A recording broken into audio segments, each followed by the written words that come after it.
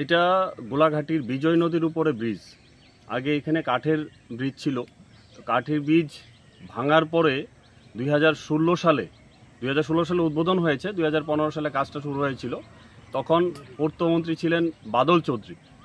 ওনার নেতৃত্বে এখানে কাজ হয়েছে সম্পূর্ণ নিম্নমানের কাজ। আমরা কিছুদিন আগে থেকে লক্ষ্য করছি এখানে ব্রিজের নিচে থেকে যে ঢালাইগুলি দেওয়া হয়েছিল, ঢালাইগুলি সম্পূর্ণ সরে গেছে।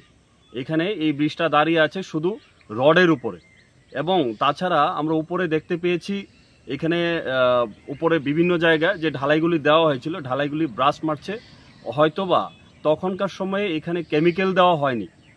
এবং আরও দেখতে পেয়েছি যে যেই সাইন্টিফিকভাবে যেই ঢালাইগুলি দেওয়া হয়, রড যেভাবে ঢোকানো হয় সেভাবে ঢোকানো হয় নাই। হ্যাঁ, এটা সম্পূর্ণ অবিজ্ঞানসম্মতভাবে এটা করা হয়েছিল, যে কারণে এটার এইরকম ভগ্নদশা।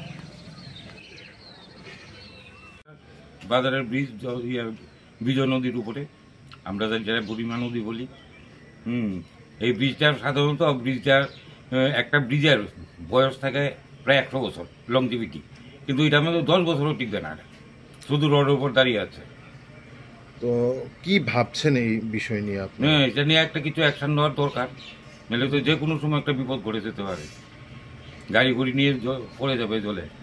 এই ব্রিজ দিয়ে কোন কোন জায়গায় যাওয়া যাবে, কোন কোন জায়গায় যায় মানুষ? এইখান থেকে টাকারতলা যাওয়া যায়, গাবলদি যাওয়া যায়, নবশান্তিগঞ্জ বাজার যায়, ওই দিক দিয়ে বিশালগড় যাওয়া যায়।